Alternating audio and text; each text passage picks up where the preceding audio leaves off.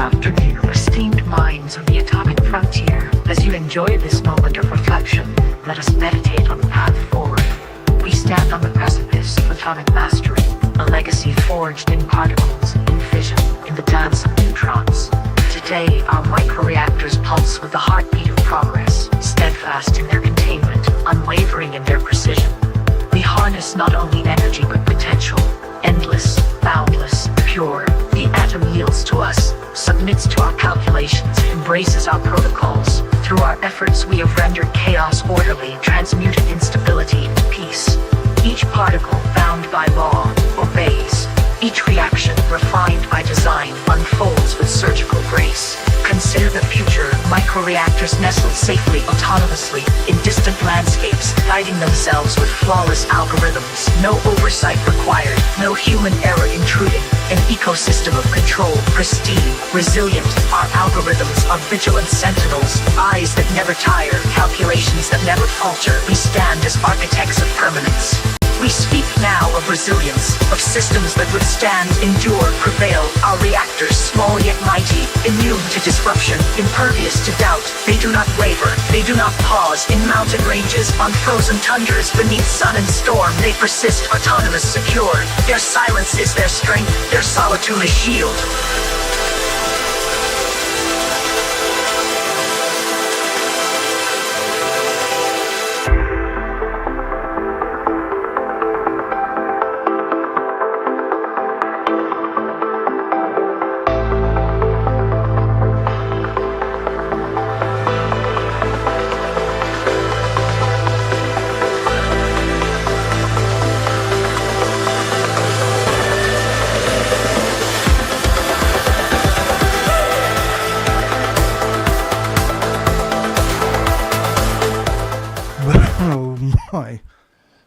Welcome back, everybody. My apologies.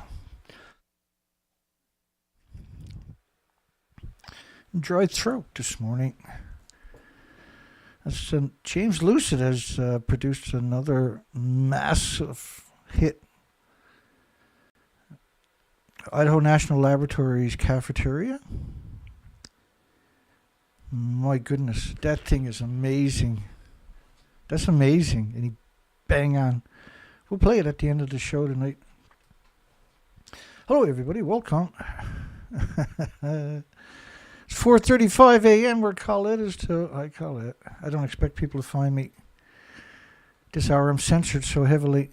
Should small modular reactor stocks tradings be banned or investigated as an evil Ponzi scheme that it is? This is where the money for the small modular reactor stocks ends up. They're stealing every nickel of it. No intentions of building a small modular reactors. You got 14 financial institutions that are buying stocks in small modular reactor companies, hanging on to them for 2 weeks, and that artificially inflates the value of the stocks. The mom and pop investors who worked all their lives are going to come in and start buying the stocks. A week later or so, the 14 financial institutions will start selling their stocks and grabbing the small investors' money. They're doing it every 2 or 3 weeks. And there's a massive push on right now. Evil, it's so evil, and it's so obvious. It's so clearly a Ponzi scheme. It should be investigated as an insidious, monstrous Ponzi scheme. Let's get after this here. We got a show to get through. I can't keep up with it. If I don't do the show, we'll never get to it. I didn't make it last night, so I'm here at 6 a.m. my time.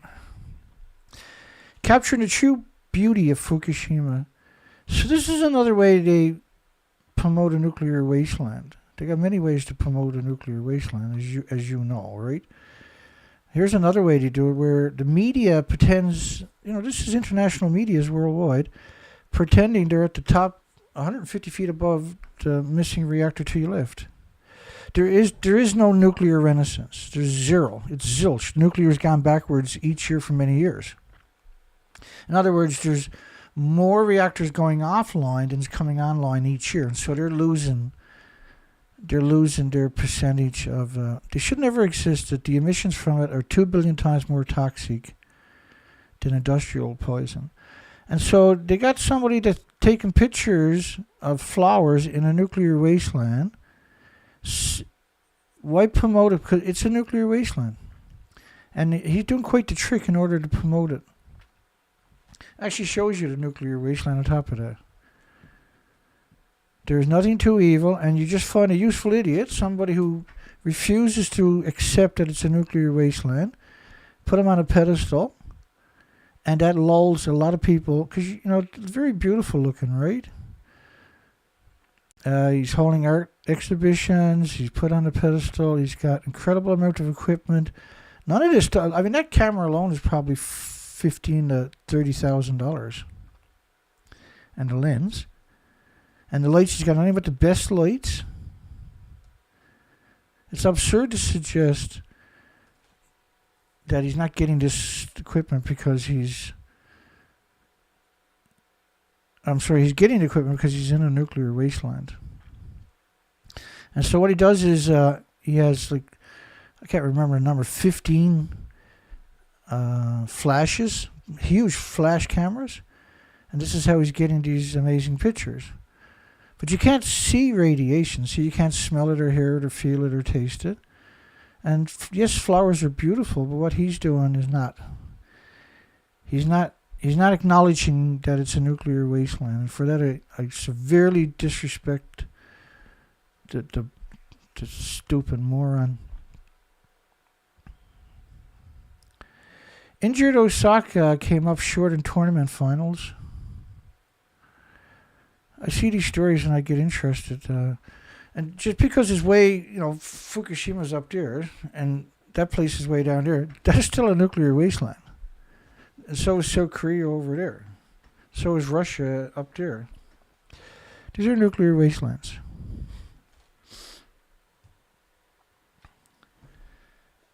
And I was lying in bed at 4:30. I said, well, I better get up. I better do a show. Nuclear industry doesn't deserve a day off. The popular sea otter was 17 years old. There was a sea otter that had died. I missed the headline for some reason. He's the only male sea otter in the entire country. How bizarre is that? That's radiation for you. And so now there's only 2 females in the country. They're cloning humans. I'm surprised you haven't cloned a sea otter. Tuna fetches over 200 million yen. 200 million yen. It's 4 times the most expensive tuna ever bought.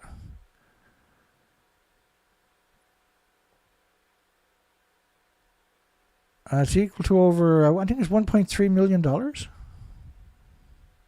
Yeah, $1.3 million. And it's 750,000 yen per kilogram. That's equal to $4,700 per kilogram. But that's nothing compared to sea urchins.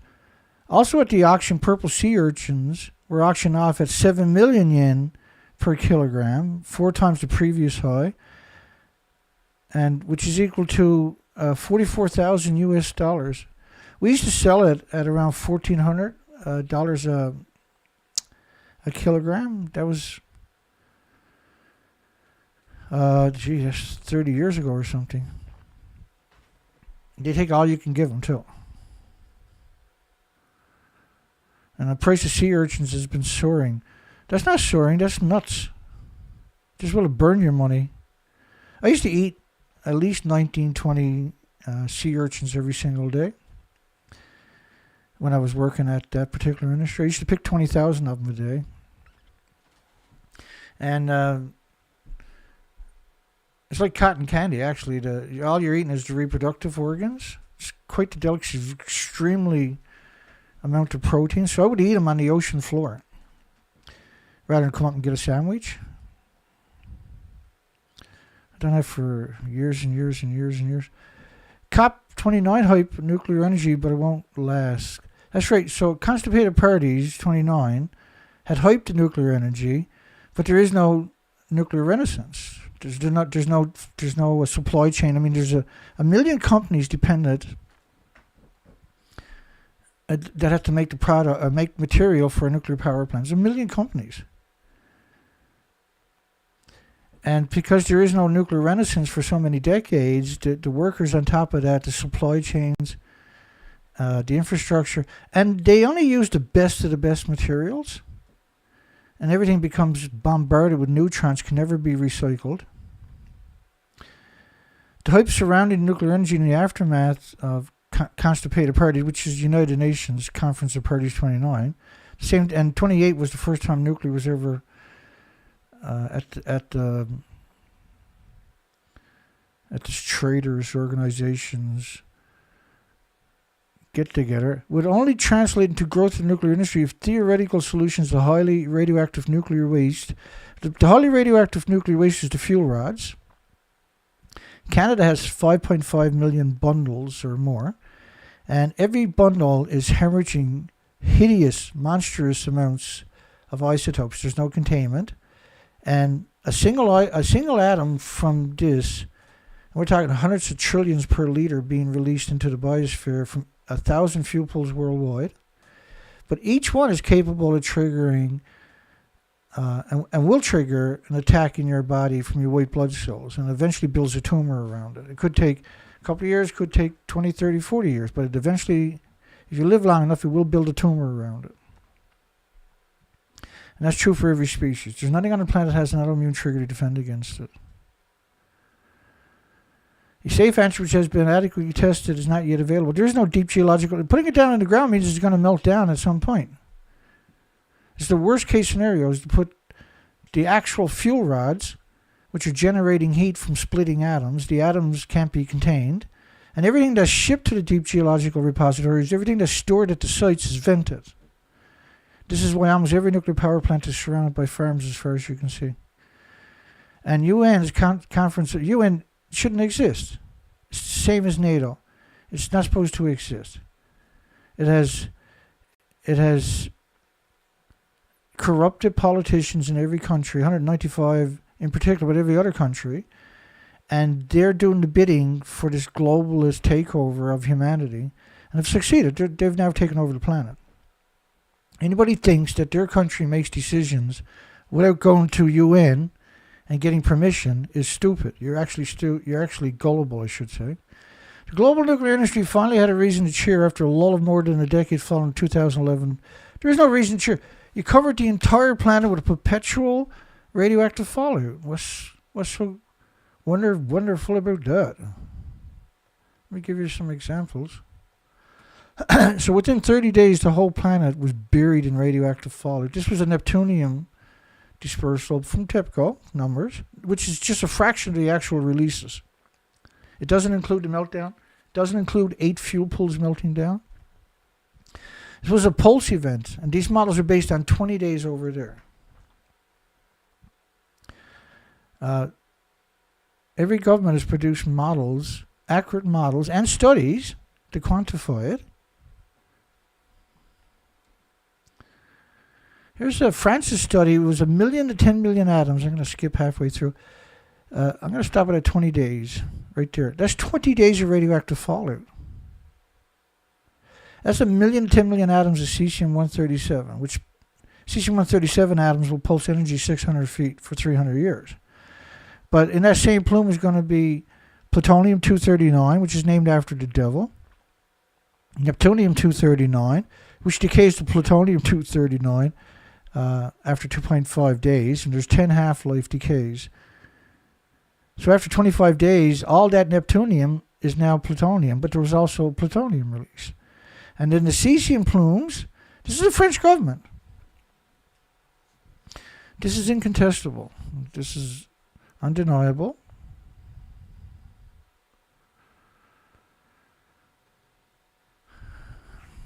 Just because the revival of the global nuclear industry is closely tied to the question of the revival of the global nuclear industry, closely tied to the question of radioactive waste. Thousands of tons of nuclear waste is generated through the nuclear fuel cycle, mining and processing, fuel fabrication, use of the fuel. Now, they dumped it in the ocean. Many countries have dumped reactors and reactor cores and nuclear submarines, nuclear weapons, and just unconscionable amounts of drums of hideous waste. Like Hanford, because you'll hear the nuclear industry, all the nuclear waste can be put in an Olympic-sized swimming pool. But Hanford produced like high-level waste that they dumped directly into the soil and the Columbian River, which feeds around 25,000 farms and millions of people downstream. 450 billion gallons. It's hard to appreciate how much that really is. So when I done the numbers, you have aquarium of nuclear waste. Like, if you got a liter of it in McDonald's, everybody for 1 million years that walks in there will die before they can get out of there. And they dump 450 billion gallons of it directly into the soil. They're not lined. And everything gets washed down into the Columbia River, which is not very far downhill from it, right alongside of it. It's equal to an aquarium nuclear waste 6 feet wide, 518 feet tall, wrapped around the entire planet more than once. How are you going to fit that in an Olympic-sized swimming pool? And anybody that says that should be charged under the racketeering statutes. It could be gases, liquid, and solid. And the reprocessing facilities, in the old days, we're pumping the aerosol from the conversion, right? Because they boil the fuel rods in nitrous acid to break it down at 3,000 degree Fahrenheit temperatures. And then it releases all this plutonium, which is a gas typically, and curium isotopes and everything else is released directly into the environment. The curium isotopes need lead shielding 20 times thicker than you do for plutonium. Plutonium was named after the devil. At present, there is a deep geological repository in the United States established, the Waste Isolation Pilot Project. In 2014, it melted down, and then they say here in the story they spent $2 billion on it. It was actually over $6 billion because we covered it when it happened and forever after. The total waste storage capacity is 6.2 million cubic feet, but it's only mandated to store transuranic waste, which is like contaminated gloves and shoes and everything else with low-level waste, right? It's not mandated to store high-level waste or spend fuel. But what they were doing was they were what they call down blending. They got 1 million acronyms to cover up what they were actually at. They were mixing plutonium with soil, and so that by the kilogram it was considered acceptable. And they're putting that down there in the stupidest place possible, where they already had a meltdown. And we covered the nuclear meltdown as it happened in 2014, a decade ago. A waste storage drum exploded, leading to radioactive releases into the environment, one of the costliest accidents in the history of the United States. Well, Hanford has already cost around $700 billion, and they expect at least another $700 billion. That's what Hanford is, one great big stupid accident, 585 square mile accident, on purpose accident. And they expect another $700 plus billion before they can even come close to suggesting that it's not insane, and that they expect that to take at least 300 years. So you can be sure it's going to be 5 times that amount. And who's going to be here in 300 years to prove I'm wrong or prove I'm right? And that's what they're counting on, see? Pass it to the 10 generations down the road when there's nothing left and then everything melts down. If you have a solar flare, take out the electric grid, all the nuclear power plants worldwide will melt down at the same time, and all the fuel pools. Guess what? That is the end of all species on this planet. And Fukushima, we have very strong arguments that Fukushima is the end of all species on this planet because it plays out in increments over a couple of decades. And I can tell you one thing, we are way, way, way down that rabbit hole already. We have 6 years of research expeditions to quantify it. 4 to 5 months on the ocean doing species counts when there's nothing to count post-Fukushima. One of the costliest accidents in the history of the United States. They linked over to this Los Angeles Times or something. Nuclear accident in New Mexico ranks amongst the costliest in the U.S. history. They have hundreds and hundreds and hundreds of Superfund sites from the nuclear industry. Hanford is a 585 square mile Superfund site. On top of that, for instance, Los Alamos National Laboratories is built on top of the biggest aquifer in that part of the country that supplies water to millions of acres of farms. And they spent hundreds of millions of dollars trying to mitigate, but you can't mitigate a deep underground aquifer from nuclear meltdowns and everything else they dumped into the soil. This industry knew what it was doing during the Manhattan Project and forever since. They knew exactly what they were doing. And they said it's better to kill everything on the planet and then blow ourselves up with nuclear weapons and radioactive fallout, because that's what they done with the nuclear test. They attacked themselves, right, with radioactive fallout.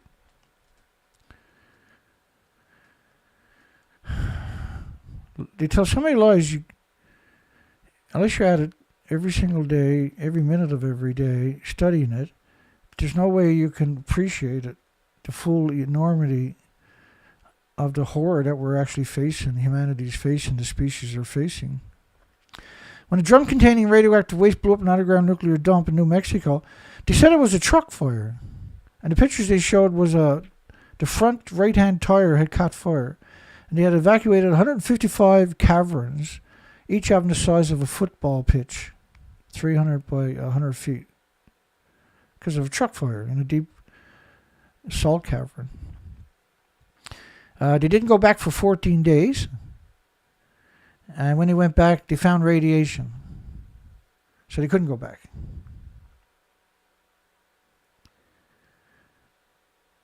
The Energy Department rushed to quell concerns in the Carlsbad desert community and quickly reported progress on resuming operation. A drum containing radioactive waste blew up in the underground nuclear dump. They blamed that on kitty litter. In other words, no conversations allowed. Because the minute you invoke the word kitty litter into a nuclear meltdown or a nuclear accident, there is no way that you can have a conversation, right? Because the average person is like kitty litter. The long-term cost of the mishap could top $2 billion. We know they gave them $6 billion in the first 2 years because we covered it. I still have those headlines here somewhere.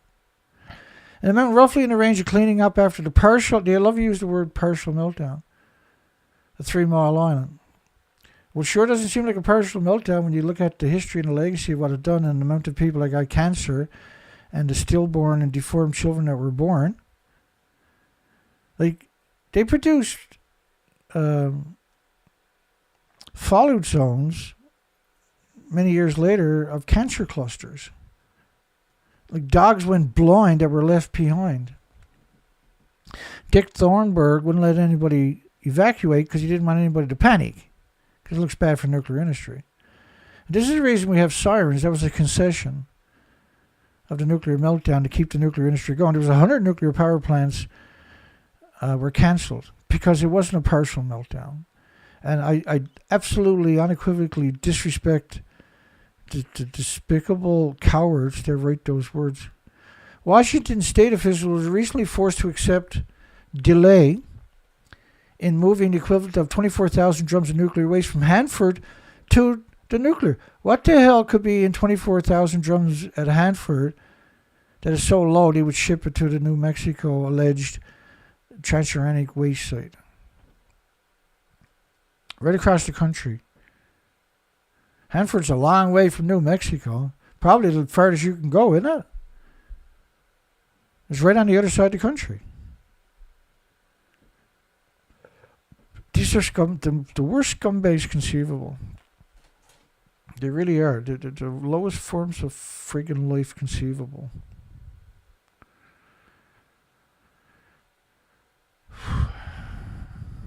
Hang on here. The federal government has an obligation to clean up the nuclear waste at Hanford. Yeah, they figured it'd be another 300 years.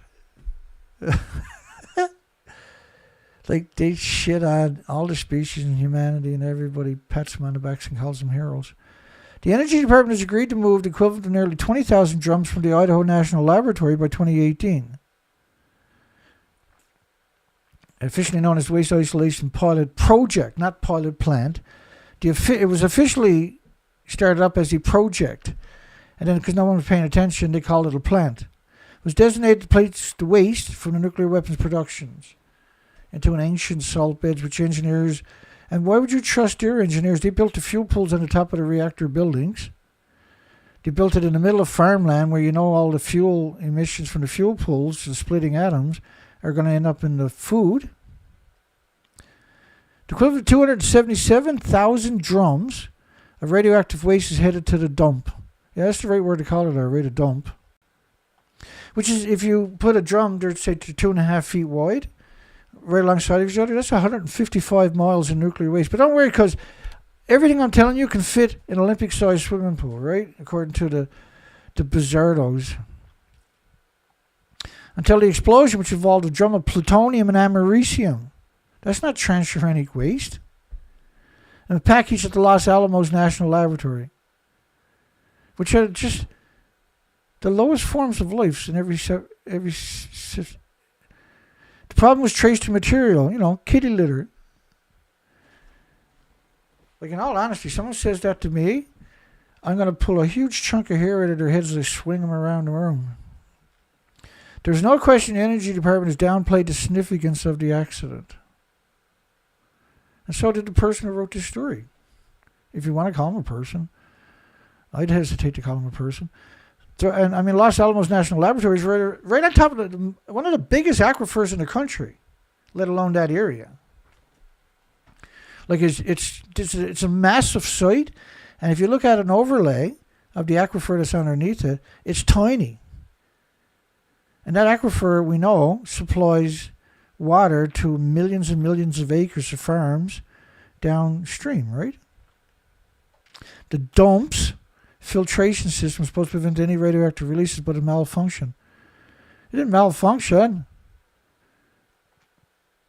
It got incredibly radioactive because everything that's come. I mean, the filtration system. So you're talking about a deep salt cavern, 1,200 feet or more, and then the air has to be pumped down there, right? And then they filter whatever's coming up so that the locals don't find anything on the Geiger counters because they were paying attention, basically. That was, what was the price of that thing? $400 million, that air exchanger? They built a new one. They just turned it on this year or last year, 2024. I think it was total cost was over $400 million anyway. Because the other one was so radioactive, they couldn't really use it. But then they said, okay, well, we're going to use it, but we'll limit the time people are exposed to the radiation because it's radioactive. It's a insidious amount of radio. So, like, if you get radioactive isotopes into your filtration system, you can never clean that. You can change the filter and drop the filtration down a little bit, but it's still going to be brutal forever. The whole ductworks, the whole system is going to be incredibly radioactive. You can never get rid of it. It's really one of the worst case scenarios. 21 workers on the surface received low doses of radiation. They didn't admit to that in the first 4 or 5 years because we would have covered it. That the federal official says was within the safety limits. There is no safe limits. A single atom in your body attacks will white blood cells for the rest of your life. But full operation cannot resume until a new ventilation system is completed in about 2021. It costs about $200 million a year to operate the dump. It's very rare for them to acknowledge that that's all it is, because at some point they're going to put high level there, and high level, when you leave it alone, will melt. And that's pretty well what happened in 2014. They put high level waste in one of the 155 areas. Each of them are the size of a football field, 300 feet by 100 feet. In addition, the federal government faces expenses known as hotel cost. So temporarily storing the waste before they ship it to New Mexico is called hotel cost. How's the average person supposed to appreciate that? How can you not hate this industry? It deserves every speck of disrespect you can throw at it. Known as the hotel cost to temporarily store the waste. The Hanford site stored equivalent to 24,000 drums of waste that must be inspected every week. How are you going to inspect 24,000 drums of waste every week to make sure nothing leaks? If it's so dangerous, you got to check it every week. You can't get near you shouldn't be near those 45-gallon drums. See, that statement doesn't make any sense at all. That's not low-level waste when it has those particular attributes. It's very high-level waste we're talking about. And they were shipping that to the Waste Isolation Pilot Project in stupid Mexico. To clean up a 3 Mile Island took 12 years. So if it was a partial meltdown, why did it take 12 years? Estimate to cost $2 billion or $1.7 billion adjusted for inflation today. $1 billion or $1.7 billion for inflation when that story came out. Again, they boiled off millions of gallons of lethal water. That was, and it has to be a lot more than what they acknowledge. Arnie Gunnarsson and Lake Barrett, right? They balled it off. It's a dirty bomb. It's no different than burning nuclear material and releasing the isotopes directly into the environment. If it's in water and boiling it off, it has the exact same attributes. Other radioactive contamination at nuclear weapon sites is costing tens of billions of dollars to clean up. It's generally the result of deliberate practices such as dumping radioactive waste into the ground.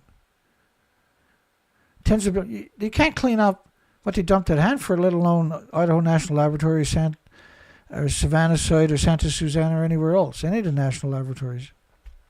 I mean, Santa Susana released 460 times more radiation than 3 Mile Island. It's equal to 460 3 Mile Islands melting down.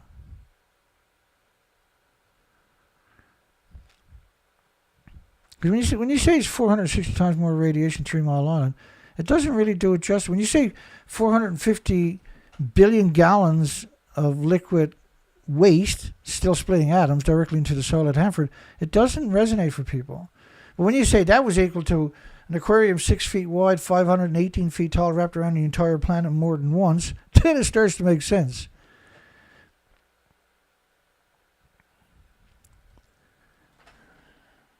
That's what they've done for decades and decades. They dumped it in the ground or dumped it. And James Conqueror, of all people, one of the lowest forms of life besides Rod Adams you'll ever come across is James Conqueror, who wrote for Forbes, "He's a despicable sack of shit. He's a despicable subhuman. He should be in jail forever. And children should be allowed to visit and get a stick so they can poke him with it and pay 25 cents for every poke. And that money should be then gathered up to pay restitution to the victims that he's created, which is hundreds of millions. He's a disgusting parasite." Described the accident as a comedy of errors and said the federal government, this time about Hanford nuclear or the Waste Isolation Pilot Project in New Mexico. It got contaminated with a new exhaust shaft. It's kind of ridiculous. It's not ridiculous at all. He's the guy who always uses bananas and potato chips and walking in the sunshine to describe high-level nuclear waste. And he teaches police too, right? Like, clearly he deserved the death penalty. He deserves to be put on a pedestal and make documentaries. Instead of Ted Bundy and people like that, you should be doing documentaries about James Conqueror and Michael Schellenberg and Rod Adams and Kathleen Higley and Geraldine Thomas and all of these creatures and monsters and hideous, disgusting parasites of humanity. The facility was never designed to operate in a contaminated state. Yeah, no shit, stupid. This year, the Energy Department continued to dilute 6 metric tons of surplus plutonium. Metric tons. They say 2 kilograms released into the biosphere is enough to put us on a scale to an extinction event. I can guarantee you, the numbers at Fukushima was around 250,000 pounds of plutonium released into the environment. Remember, Reactor 3, the Medusa, was a plutonium mixed oxide fuel reactor. It was a breeder reactor. And each of these buildings had decades of reactor cores at the top of the buildings and 2 fuel pools. So you're talking about around 8 reactor cores at the top of 2 buildings, or each building. So it's 8 fuel pools. That's, you're talking around 36, 38 40 reactor cores melted down at Fukushima. Potentially setting a precedence for disposing of bomb-grade material. Let me just explain how bad plutonium actually is.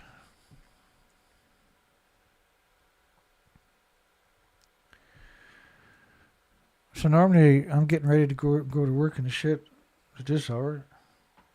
I didn't get a show in last night. Pretty burnt out.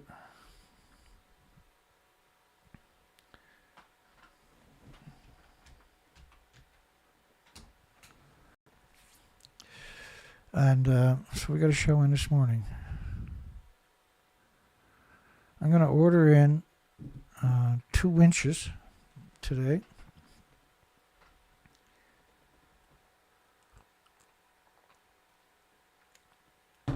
I can't take a chance.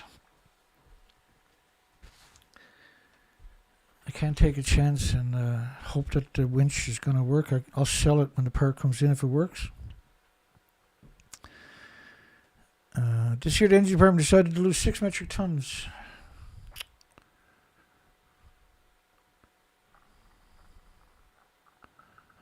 My goodness, what's now? Let me do it again.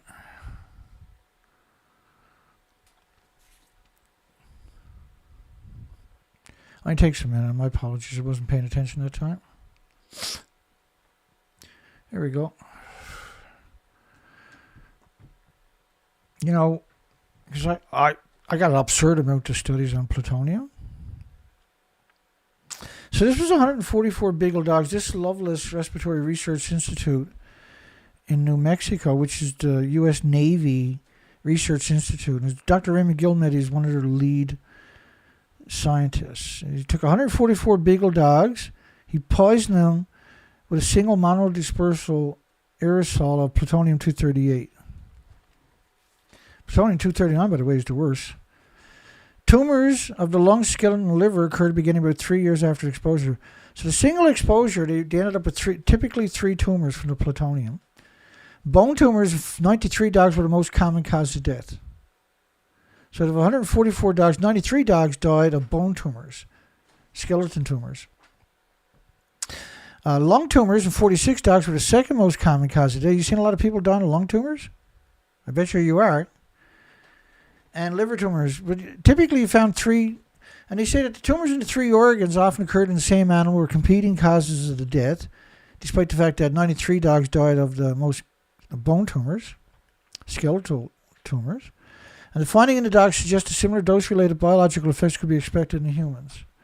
Now, see, the problem with that was I had come across another study that showed that the human kidneys are 50 times less efficient than the animal kidneys at removing the plutonium. So the humans are not 2 times, not 5 times, or 10 times, or 20, or 30, 40, but 50 times more likely to die than the dogs. And every one of the dogs died in the study. But what was even more alarming was another study from Lawless Respiratory Research Institute from New Mexico, Dr. Raymond Gilmedy, was that the curium isotopes are the major byproduct in irradiated nuclear fuel. Forget the fact of the alpha-emitting radionuclide. They're the major byproduct. So they're more than gammas like iodines and cesiums. They're more than betas, and they're more than alphas and everything else, neutrons. They're the major byproduct. Hence the nuclear meltdown is called a curium. And you need lead shielding 20 times thicker for the curium isotopes, which is the major byproduct of the radiated fuel rods, than you do for the plutonium, which is prolifically produced because that's one of the catalysts for the chain reaction. And then the effects of it, and the fact that we are the least efficient animal on the planet at removing the plutonium, and every dog in the study died, and it's the insidious way to die from these tumors. So when you talk about hang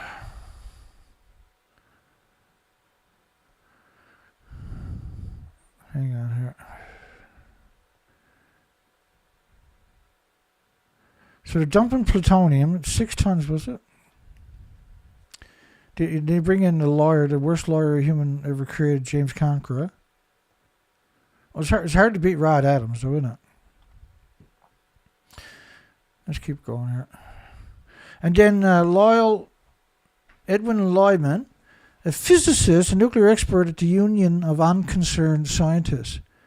He's a despicable creature. He's been around quite a while, haven't he? We've covered him a lot over the last 10, 15 years since he's been in that position.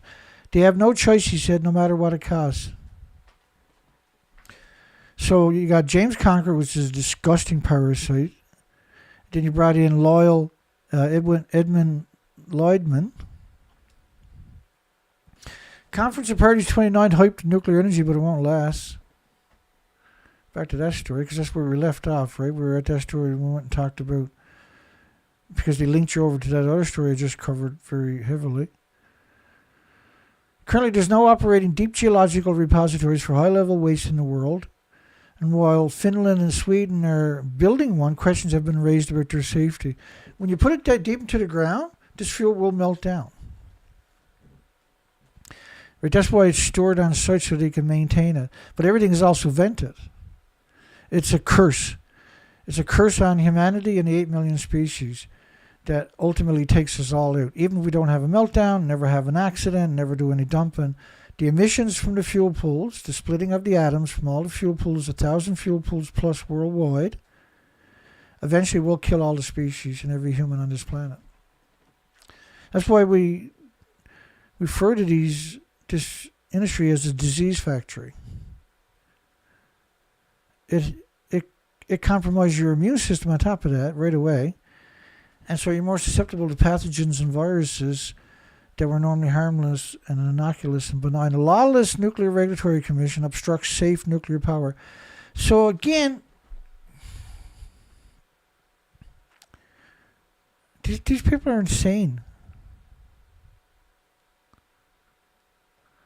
So what the story is about is small modular reactors. That model there is 24 days of radioactive fallout according to the French government. I just got to go up here and grab. You know where all the money goes for uranium stocks? Uranium stocks and particularly small modular reactor stocks. That's where it goes. They just steal the money. Every 2 or 3 weeks, this is what it looks like in the office of 14 financial institutions that are propping up the stocks for a couple of weeks, and then they steal the money of the unsuspecting investors who thought the stocks were rising, but a week later they stole their money. This is every 2 or 3 weeks we're seeing the same thing, the same cycle. And they're not building small modular reactors. They don't have any licenses, applications into the regulatory agencies. They don't have sites that are being groomed to build these things. They don't have an experimental small modular reactor built. This is 80 years later. And in the last 3 or 4 years, there's around 100 companies came online, and every one of them are designed to sell stocks at some point and rob the unsuspecting investors every 2 or 3 weeks. So 14 of the biggest financial institutions at Conference of Parties 29 agreed to buy shares, millions of shares every week or two, from the small modular reactor companies to artificially inflate them to give them a cash flow. But they're not trying to build reactors. They're just doing what you see there. And this is literally what they look like too, every 2 or 3 weeks.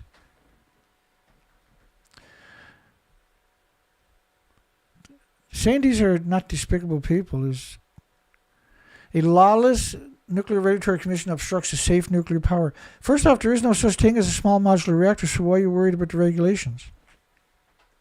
And that the fuel they're going to use is the plutonium mixed oxide fuel. Like, why would you put that in a community? My goodness. When it's like just a normal emissions from a spent fuel pool is 2 billion times more toxic than industrial poison.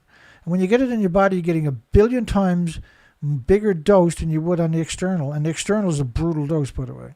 When you think of a cesium-137, for instance, and 134 will pulse energy 600 feet every second for 300 years.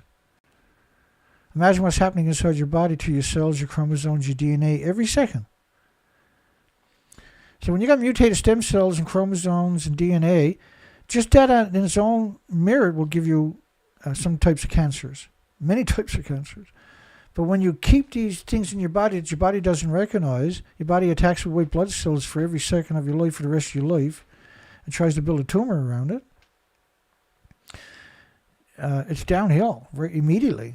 You're fighting for your life every second now for the rest of your life after you inhaled a single friggin' atom. A new federal lawsuit may finally unleash nuclear energy's potential. On December 30, Texas and Utah, along with the startup company Last Energy, sued to force the Nuclear Regulatory Commission to stop breaking the law and start letting small modular nuclear reactors operate without crushing over regulations. These are the same regulations for any nuclear reactors because this stuff is lethal to everything with replicating cells. So it's very appropriate. And like this is not this is what the Nuclear Regulatory said. Hey, go ahead and sue us because we're binded by certain laws. So if you sue us, maybe we can overturn it. Only 3 have been built in large reactors in the last 28 years in the United States. They got all the monetary they need. They got all the money. They got all the authority. They got all the land. They got all the institutions, universities, academics, schools of mass destruction, all the media, all the key government agencies. They control it all. They control the regulatory. They control opposition every step of the way. But they still can't produce nothing. They barely produced, in 28 years, 3 reactors. One of them took 40 years at the Wattsbar, right? Unit 2. The one in... the recent one that they built was 17 years, 12 years behind schedule, 4 times the budget. They can't produce anything. And if you took all the regulatory away, they still couldn't produce it. Because it's going to melt down. You can't build it without building models and making sure it doesn't melt down. So they're going to be forced to do it. Whether they want to or not, they're forced to do it. There is no crushing over regulation. The regulations should say you can't build it because it's lethal to everything with replicating cells. Blah. Start letting small modular nuclear reactors operate without crushing. They don't exist. You don't have licenses into the regulatory agencies.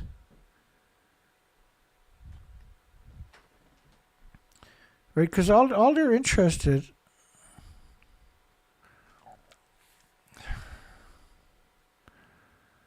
That's all they're interested in, see? Building any new commercial reactor in the U.S. become almost impossible. All behind schedule, all over budget. Not because of crushing regulations, but because of the incompetence that this industry is notorious for. That's the Wall Street Journal, of course. Some of the worst humans we'll ever create. South Korea says North Korea fired a ballistic missile into the sea. Well, where else should he fire it?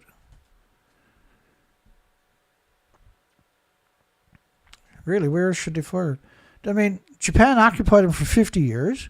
United Nations has occupied them or ostracized them for the last 74 years. They've been ostracized from humanity for 120 years. What do you really think this society is going to turn out like when you ostracize them and then use them as the boogeyman when they attack nobody in 120 years?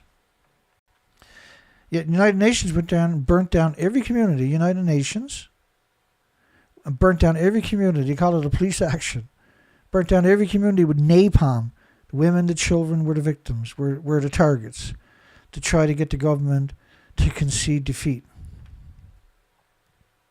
Millions dead, millions missing, millions in refugee camps, millions unaccounted for, millions of orphans. And they still wouldn't surrender to United Nations, which before that was a League of Nations. It's a global takeover. Taiwan nuclear exit paves way for more gas. So what? Burn all the gas and coal you want. I couldn't care less. But why not use deep geological or deep geothermal electricity? Why would you have nuclear in Taiwan anyway? Have you seen what an earthquake does every time they have one in Taiwan? Buildings tipped over all over the place. Highways torn apart. Like the devastation over there from earthquakes is just biblical. Nuclear energy and food insecurity. Look at that creature over right there. Ew. Nano-nuclear energy. Like, why are we talking about nano-nuclear energy? Nano-nuclear energy is tied up in a class action lawsuit from all the money they stole from investors last year and the year before. Same as NuScale.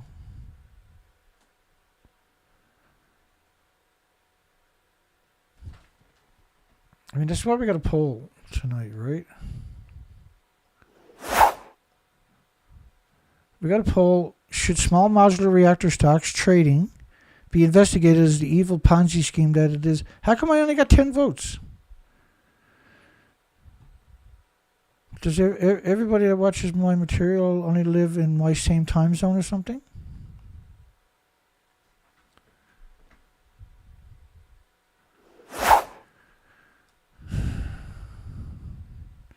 A potential application includes vertical farming. Like putting nuclear and food together is the oldest story of the book, by the way. But why would you do it? Because they can't contain the emissions. And that the small modular reactors, if they do exist, not that they will, is a 100% Ponzi scheme.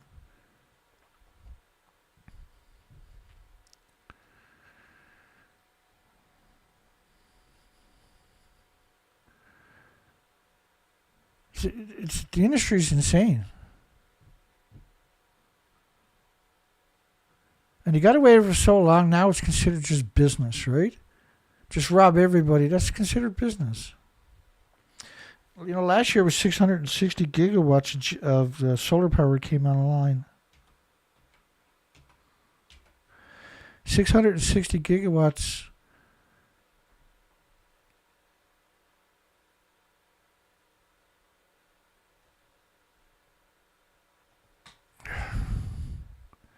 $660 gigawatts of solar power came online. That's equal to 700 large nuclear power plants in 12 months. Nuclear went backwards. It didn't gain anything. But let me explain to you the insanity of nuclear. Why is almost every nuclear power plant surrounded by farms? Particularly when they know that the food sucks up the radiation. So suggesting vertical farming, nanonuclear energy, James Walker, we've covered him for a lot over the last 5 years since they existed, where these reactors would generate power to support food production. You're going to contaminate the food. That's what they're talking about. Like they've been doing. Every nuclear power plant is surrounded by farms, and so now they want small modular reactors to be surrounded by farms too. Saying no is not enough. These people need to be prosecuted because they're attempting to commit crimes against humanity. By the way, nanonuclear energy has stocks but don't have a product. It should be investigated because it's a Ponzi scheme. Food security. Nanonuclear offers a package of thousands of locations across the world to have small modular dirty bombs, hemorrhaging radiation into the environment, coupled to your food supply. How can that be a good idea?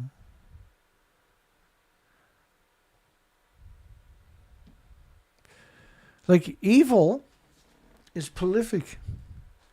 And in the nuclear industry, it's part and parcel. You don't work in the industry unless you're evil. Pickering 4 nuclear plant in Canada permanently shut down. That don't mean the other reactors are not going to keep going. 4 units at the facility, though, are scheduled for a major refurbishment. You get that in those little letters, right? That's the Great Lakes. That's the 3rd biggest aquifer of fresh water on the entire planet. And that whole basin, right, the Great Lakes, the Lake Superior, Lake Huron, Lake Ontario, it's the 3rd biggest freshwater aquifer on the planet. And the whole shoreline is surrounded by nuclear plants in Canada and the United States, nuclear reprocessing facilities, nuclear fuel facilities, nuclear dumps. They are attacking water, and water, in every sense of the word, is a god. Without water, we don't exist. And water is in contact with everybody. You say water has memory, right? We expire water, we drink water, we perspire water, we thrive around water. Water is our favorite pastime in the summer times, and it's in contact with everybody. And if there is a God that can read everybody's mind, water would be it, wouldn't it? Just saying. And what's the universal life in the solar system considered to be? Water. And so essentially, water is God, you can't have food, you can't have insects, birds, mammals, animals, 8 million species. You can't have plants, trees, flora, fauna, bacteria, fungus. You can't have nothing without water. Carbon, of course. The company said on social media that for decades the plant played a vital role delivering safe, there's no safe. It's the fuel pools are still hemorrhaging radiation. And we're talking about, and the fuel pools are full of decades of reactor cores with no containment, and each reactor core is hemorrhaging, splitting atoms. Every fuel rod is producing trillions of isotopes a minute, and that's boiled off into water. But 120,000 liters from each fuel pool is boiled off into the local environment, which happens to be the third biggest aquifer on the entire planet, and 2 million people right next to it. It's an industry of scumbags. It really is. Nevada, which is a CPU company, chip company, CEO Jensen Huang is bullish / pro-nuclear, and will they invest in nuclear stocks? So he had done an interview. Let me see. He had done now they invoke the Microsoft, Amazon, Alphabet, Meta, Facebook. After they signed the agreement with 3 Mile Island, the stock shot up. And basically, right, the stocks shut up because there's 14 companies, financial institutions will buy shares in the small modular reactor companies and then sell them 2 weeks later. So they'll buy 3 million shares each or something. It looks really good to the investor who doesn't understand how this works. It's a 100% Ponzi scheme. And then the next week, the big financial institutions, when they got a whole bunch of mom and pops investing in the stock that's rising artificially because they invested in it, will now sell their stocks and steal their monies from the small mom and pop who worked all their lives. And they do it every 3 weeks. This is what it looks like at the 14 institutions and the stock market offices. Every 2 or 3 weeks. No intentions of building a small modular reactor. All about hype. They got no product. Why are they on the stock markets? Because it's a Ponzi scheme.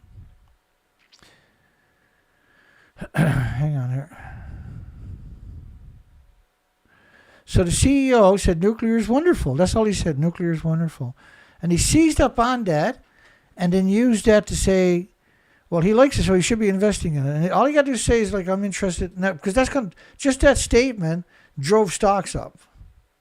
Right? Because the stock market seizes up on that and says this is a positive buy now, buy now. They're looting everything. That's all they're doing. There's not a single one of the 100 companies trying to produce an actual reactor. There's not a single company, small modular reactor company, that is buying the material to build a small modular reactor, even a test reactor, which is what they're required to do. The original one has to be a test reactor to build at one of the national institutes, which are nuclear wastelands on top of that. They're not trying. There's no intentions. It's all about robbing. And so any large company shareholders, any large, like Bill Gates or Mark Zuckerberg, anybody that mentions the word, small modular reactors would be cool or something like that, is now that those words are used to bludgeon the investors with and to manipulate them into buying the stocks in a company that has no product. And that within 3 weeks they're going to lose the majority of their savings if they don't sell it right away. And that's how they're funding the destruction of humanity. The Philippines' eye and nuclear power revival as energy cost soars. And nuclear, of course, is the most resource-intensive, the most expensive energy in history. There's nothing out there comes close to it. And it never stops causing you problems because the emissions never go away for millions of years. Zelensky says, too bad Ukraine has no nuclear weapons. Oh, it's too bad they have no nuclear weapons.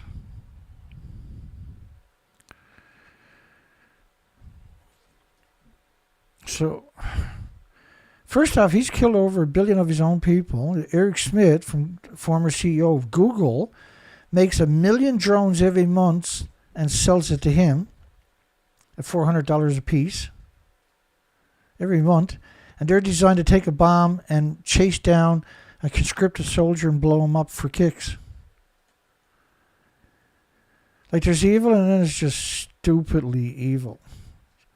Incapable of being a human. International Atomic Energy Agency recorded explosions near the Zaporizhzhia nuclear power plant in Ukraine, which right across the river from it is endless farms. If you're on a satellite picture, as far as you can see is farms. Every nuclear power plant is like it. Poison your food source, right?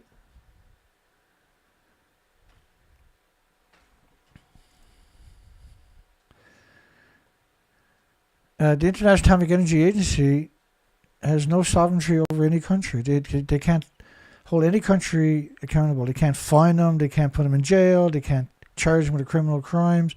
They're a corporation just like McDonald's. They have no right to be in the equations. They're not an authority. Their job is promoting nuclear for a military-industrial complex so they can have nuclear weapons.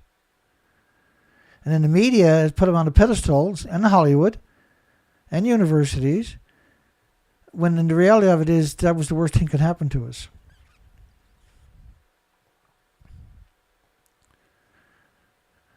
Right, to show you that picture there, but it's actually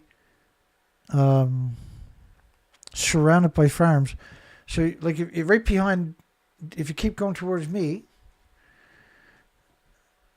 away from me, like in front of me, there's just millions and millions and millions of acres of farms.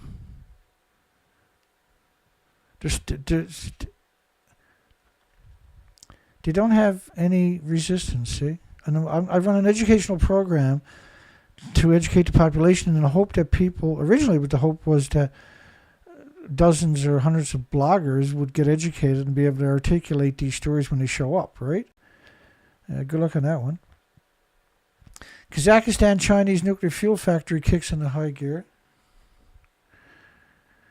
Kazakhstan Chinese nuclear fuel factory.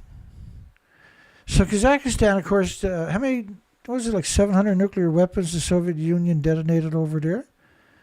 The average, like in every little community over there, they say got 400 people, 100 of them mutated, disfigured and deformed. And the only resource that they're interested in is the uranium. And so to build a fuel factory, in order to make the fuel for the factory, right?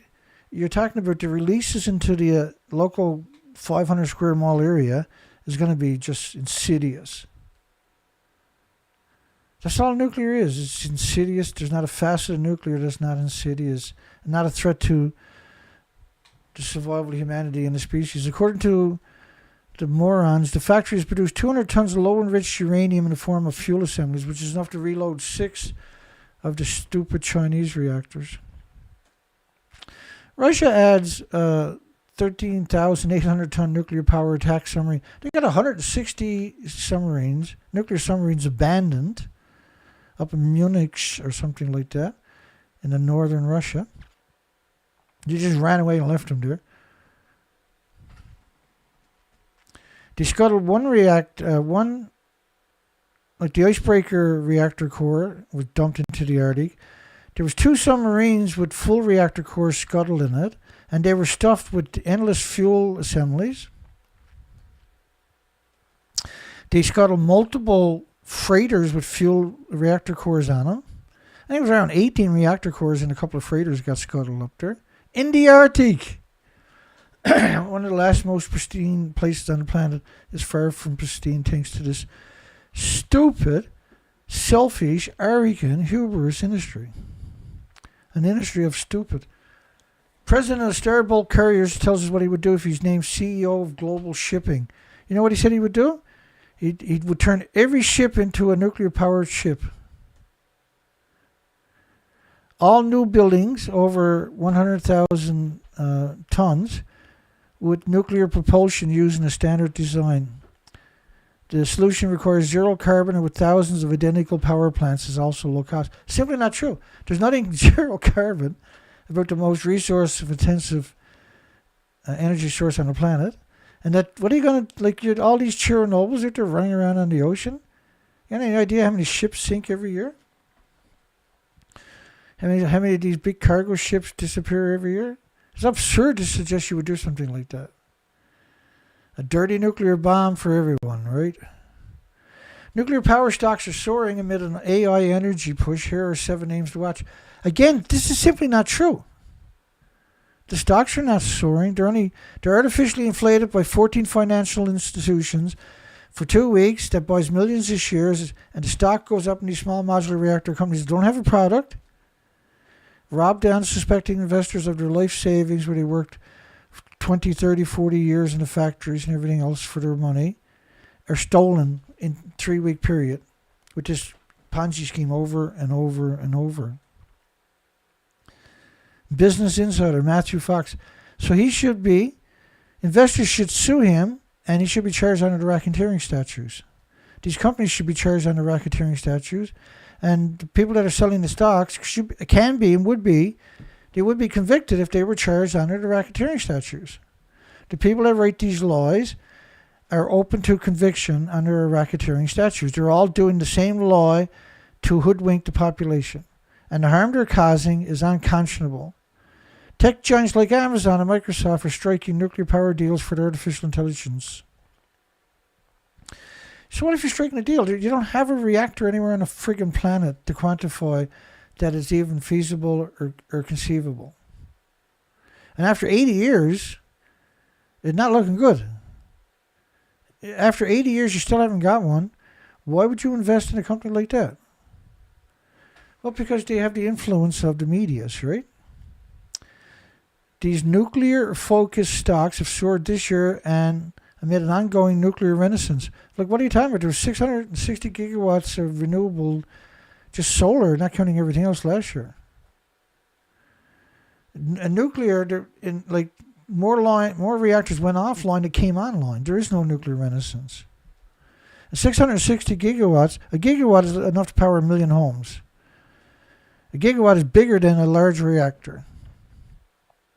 So it's equal to around 10,000 small modular reactors and is equal to 700 large reactors. And just solar came online. Why would you put a nickel in nuclear? The most brutal disease factory in human history. There's nothing on the planet that has an autoimmune trigger to defend against it. The nuclear power industry is undergoing a renaissance. This is a Ponzi scheme. And this is criminal. This is a criminal thing to do under the racketeering statutes for all of these to come out with this lie to hoodwink the population into believing something that doesn't exist. That's known as racketeering. Partly driven by the soaring energy needs associated with artificial intelligence, which will be the doom of humanity in many ways, and will be the blessing for humanity in many other ways, right? Because the industry, yeah, it's going to use AI against us, but we're using AI against that. I can tell you that much. And there's nothing they can do about it. And we will win the battle. They'll long tell you there's nothing more dangerous than a few people that just won't give up. The industry can't work. It can't win against it. It can only win with total complacency. I can guarantee you there's no such thing as a total complacency anymore. We've been at this for a very long time. And the people that have learned from here, many of them have been very, very active and are continuing to be active. They're not going to win this battle. But they have poisoned the entire planet and every species, and they have devastated the oceans and the ecosystem and the biosphere. Partly driven by the soaring energy needs associated with artificial intelligence. Yeah, more like the stocks. 3 Mile Island, located on the Susquehanna River in Pennsylvania, was the site of the country's worst nuclear accident in 1979. Like, what are you talking about? Santa Susana has 460 times more releases than 3 Mile Islands, equal to 460 3 Mile Islands melting down. Hanford,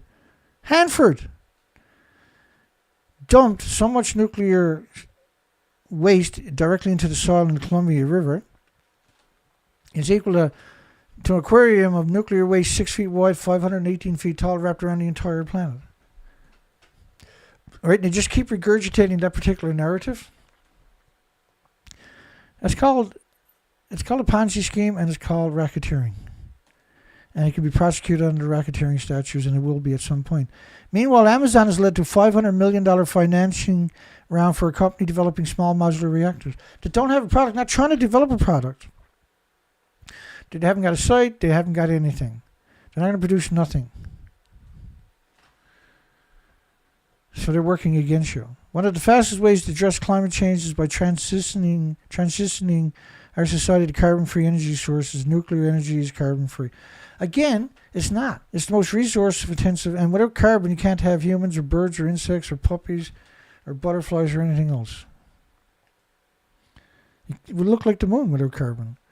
The nuclear energy projects, it's radioactive fallout that's causing the global warming, 80 years of the emissions, and the radioactive fallout, invisible snowstorms covering the entire planet, pulsing energy almost at the speed of light every second, every atom.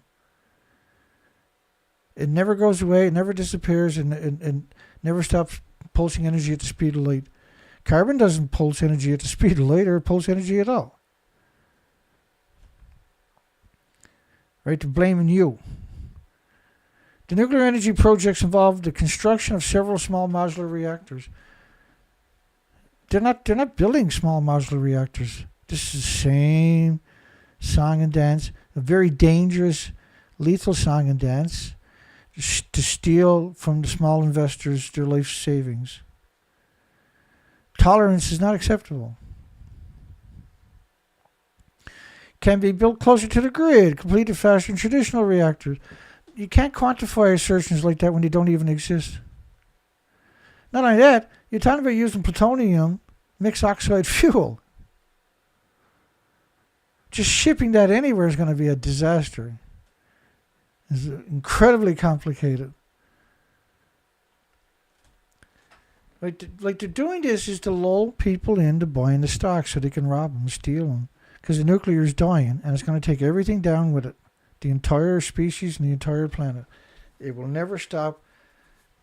It's doing the drowning man syndrome, where if anybody tries to save them, they'll drown them. That's what nuclear is doing right now to humanity and the 8 million species. There is no resurgence in nuclear power. Stock's doubling in just a few days because 14 global financial institutes bought millions of shares each for 2 weeks and then sold them to steal the money from the investors that thought there was a rising stock when it wasn't. And just they're doing it every 2 or 3 weeks. Just repeat. And they're not even hiding it. Small scale nuclear. There is nobody, Camco is not making small modular reactors for starters. Constellation Energy, Vistra Energy, Nano Nuclear, which is got class action lawsuits from the investors they already stole from. Same as NuScale, got major class action lawsuits from the victims that they stole from. Nobody makes money under the financial institutes and the small modular reactor companies. And they don't make enough money to build a reactor. They only make enough money to party on, because that's what they do. They just party and party and party. And they hate your guts. They absolutely, unequivocally hate your guts.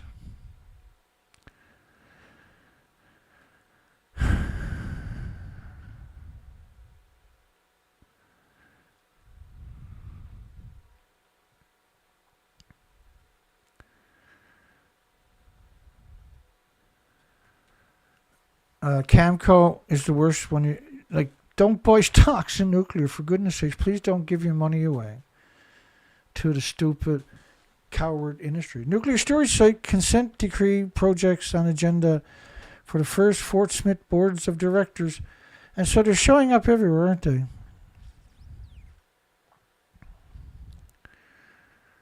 With items regarding the city's consent to create a possibility of a nuclear fuel storage facility in the city on the agenda. Why would you build it in the city for? Why wouldn't you build it way away from the city? Why put it in a city?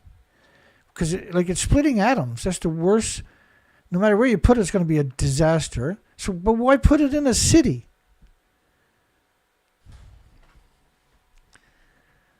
Because they got the money to pay off the people that they stole from the unsuspecting investors. It's a cycle of misery, isn't it?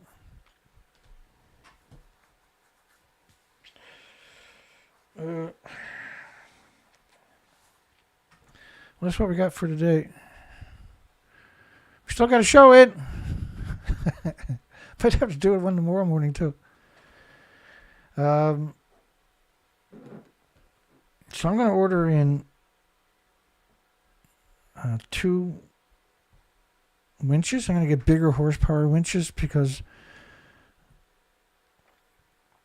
the other winch, one winch was my own fault because the remote control, I didn't have a case for it. I'll have a case for the next one. And the other one, the solenoids wires are so thin that if you overload it, they'll melt the wire. And it's absurd that they would build it that way, but that's what they done. We're doing that because James is kind enough to donate $340, and that's what it's going to get used for, to buy 2 winches. And James is, man, producing music now that blows my mind. I'm loving it, eh? And I'm just, he got a nuclear anthem, but I'm going to play the whole song. It's a little bit long, but it's incredible. Idaho National Laboratory Cafeteria PA recording, which is absurd, which is a wonderful name for a, because there's a pun to it, right? And they're talking about small modular reactors in this song, and it's literally it's unbelievably brilliant, eh? But it's really, really good. And it's so good, it's frightening how accurately it depicts what's really going on. Because these people are nuts. And there's nothing better than that song that depicts it. And his other song that he just done, Dr. Sternglass, let me bring it up on the site for you. He done this other song that, he's got so many now, you can't keep up with it. I'm starting to put him in a playlist, but I got to go back through his videos at some point in the near future. He's got so many great songs. So Dr. Sternglass, that is an amazing video, but it's an amazing song. It's an absolutely wonderful song. But I was listening to this one after the last show, and man, what a great... I'm going to play... We played it at the beginning of the night. I'm going to play the whole song here right now. This is worth your time to listen to and really appreciate, because he's got incredible insight. And what he's doing here... This is all his material, by the way. He makes all the videos on top of that. So he's only started, even though he's got over 200 songs. The reality of it is, he only started in because he's learning on every video. The difference is night and day on every single video. And if more people starts doing this industry is just with just one person doing it. It's absurd. He's got 2.57 thousand. So in the last 2.5 weeks or so, he picked up 1,000 subscribers. My goodness. Okay, so we're going to play this song. I love this stuff. We'll see everybody on the next show. On the next show. On the next show. On the next show. On the next show. Oh, I screwed it up, eh? Let me get this set up properly first. This is a really good song, by the way. But holy shit, does it ever depict the nuclear industry small modular reactor scam. Take care, everybody. We'll see everybody on the next show.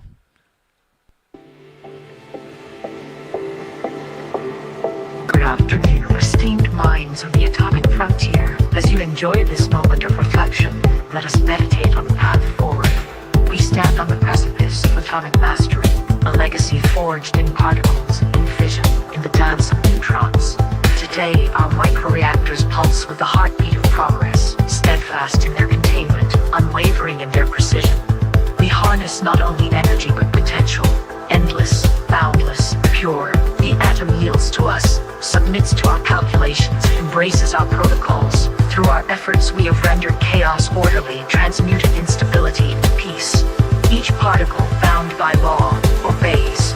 Each reaction, refined by design, unfolds with surgical grace. Consider the future. Microreactors nestle safely, autonomously, in distant landscapes, guiding themselves with flawless algorithms. No oversight required, no human error intruding. An ecosystem of control, pristine, resilient. Our algorithms are vigilant sentinels, eyes that never tire, calculations that never falter. We stand as architects of permanence. We speak now of resilience, of systems that withstand, endure, prevail. Our reactors, small yet mighty, immune to disruption, impervious to doubt. They do not waver, they do not pause. In mountain ranges, on frozen tundras, beneath sun and storm, they persist, autonomous, secure. Their silence is their strength, their solitude is shield.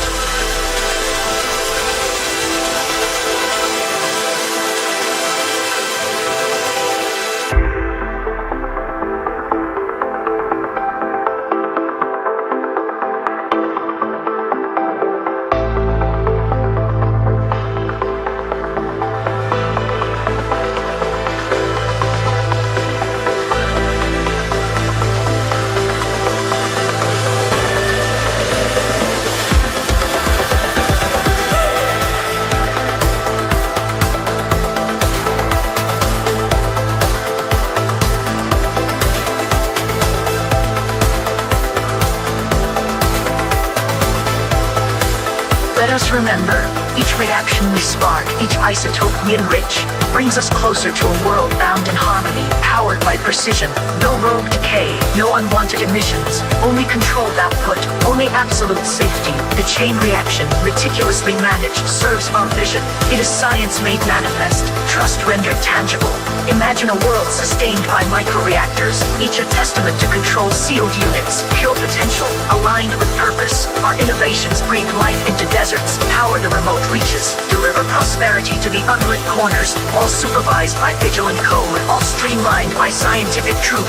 Risk mitigated, error extinguished.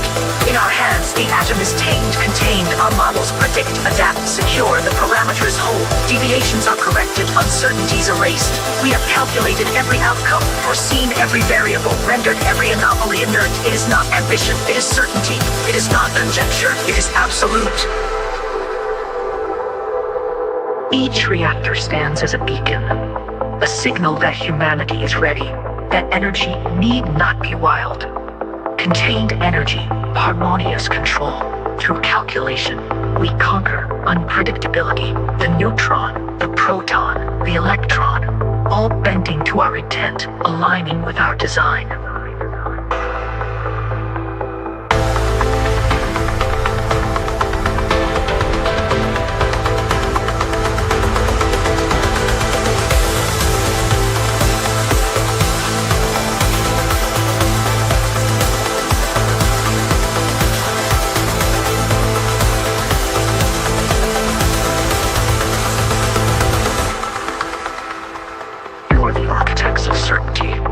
That guide the delicate equilibrium between power and restraint. Every line of code you perfect, every algorithm you refine, carves our path toward the unbreakable. Remember, each protocol you follow is a step closer to harmony, a stride into a future sculpted by precision, untouched by error.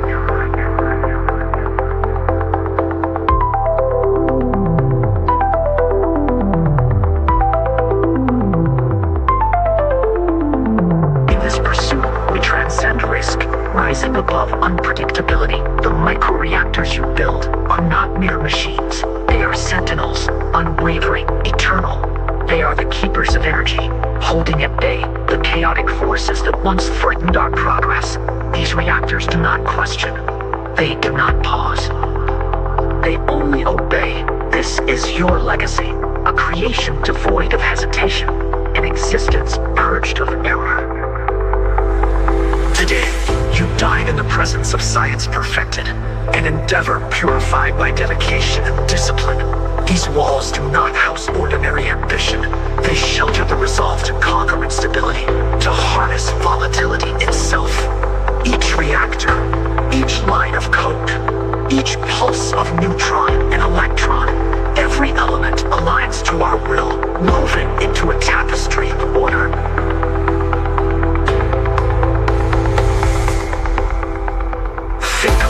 Beyond these walls, a world that moves to you without knowing it, a world unknowingly tethered to your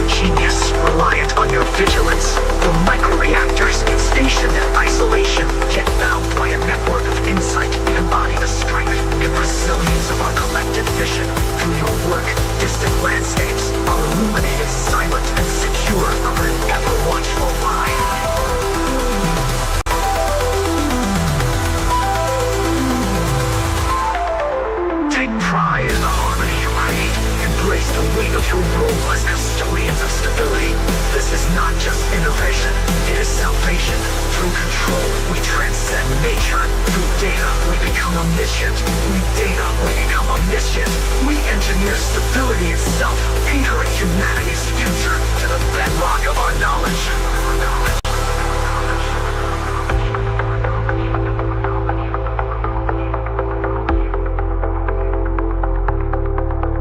The unknown does not daunt us. The uncertain does not sway us. For here, within these walls, every variable is measured, every anomaly contained. Our simulations anticipate all outcomes, foreseeing and neutralizing disorder before it can manifest. This is not mere precaution. It is mastery, refined and unassailable. As you complete your meal, remember, each of you holds a key to a world reshaped by clarity and command. There is no room for doubt, no space for chance, only the persistent hum of power, the steady rhythm of certainty. With every decision, you weave a world free from the limits of frailty, a world immune to chaos. When you return to your stations, let your hearts carry this truth. Here, we are beyond the realm of experimentation. Ours is a world of precision, of control. Absolute progress flows through us, uninterrupted and inevitable. You are not merely scientists. You are stewards of a perfect system, guardians of an energy that knows no equal. In these halls, in the silence of your workstations, remember, the future awaits your mastery. Every calculation, every keystroke, every silent nod to protocol propels us forward, solidifying a world bound by science, secured by logic. There is no greater mission, no higher calling. Know this, control is our legacy, precision is our purpose, and in your hands lies the key to a world safeguarded from the unknown.